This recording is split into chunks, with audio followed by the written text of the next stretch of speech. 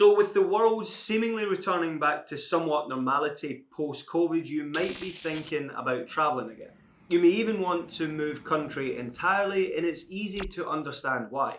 So moving overseas to say further your career can be a great opportunity. And with many companies providing sponsorship for work permits here in the UK, it's a popular destination to work, train and study. So in this video, we're going to look at exactly that, the UK work permit, the requirements, how to apply and how much it costs.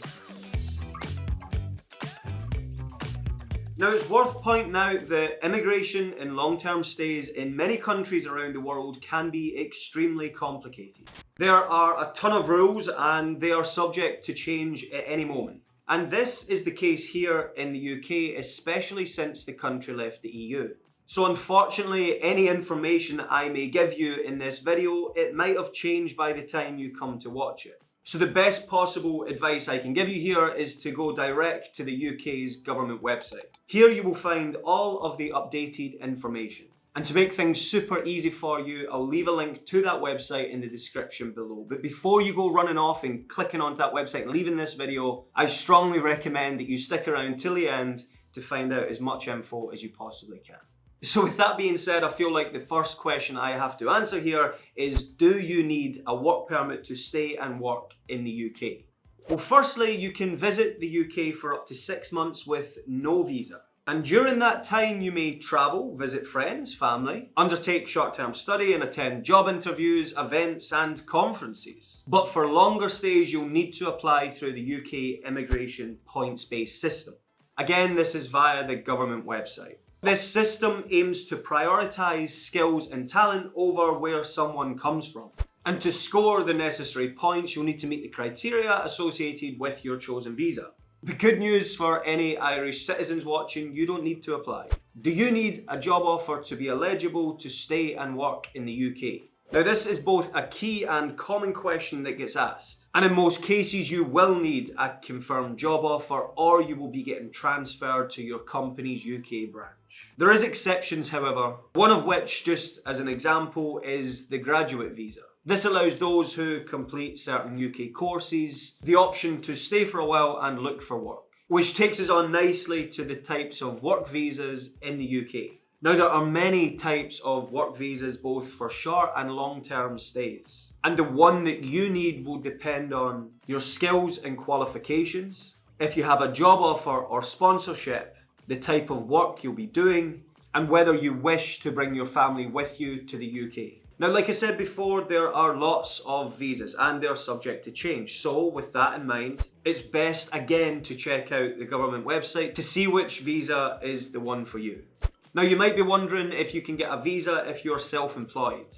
And the answer is yes, sort of. There's plenty of options available. It just again depends on your situation. If you're an innovator, for example, there is a specific visa designed for you. There is also a startup visa. This is another specialist visa designed for people looking to start an innovative business. So how do you apply? Well, once you've chosen the visa that's right for you, then again, you will have to apply through the government website.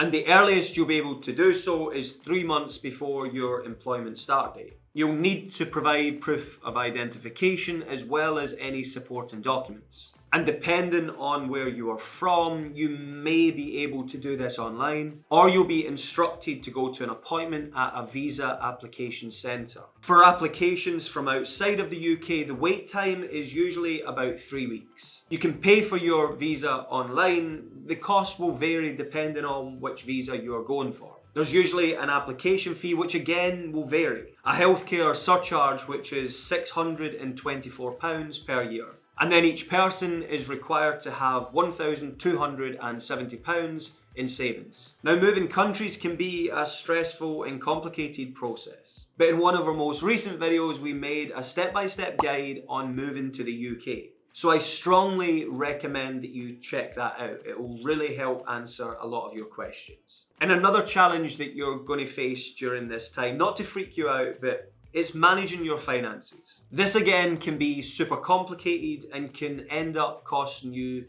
needless extra money.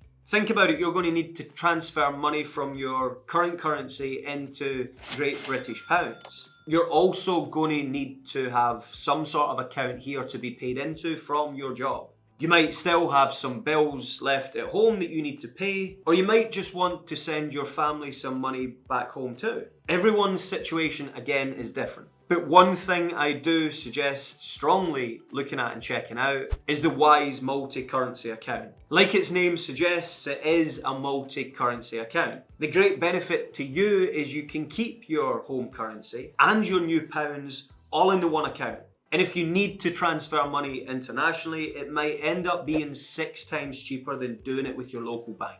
Also, opening an account is super easy. You can register in literally minutes. And you can do this before you've even moved to the UK. So once you get here, everything will be already set up. I mean, come on, how good is that? It's all online too, may I add, so that's another plus. Just something to think about. Check it out. I'll leave the link to Wise also in the description below. But that's it for this video. I hope it's helped. I hope you find the right visa, and we welcome you to the UK whenever you get here. I promise you we are friendlier than some of the films suggest. Oh, and subscribe, please. If you like this video and it helped you, then who knows, you might end up liking other videos that we've made too, and other videos that we make further down the line. So turn on the little notification bell also, just so you don't miss our videos that we bring out further down the line. I don't know, I'm talking way too much now. Thanks for watching. Bye.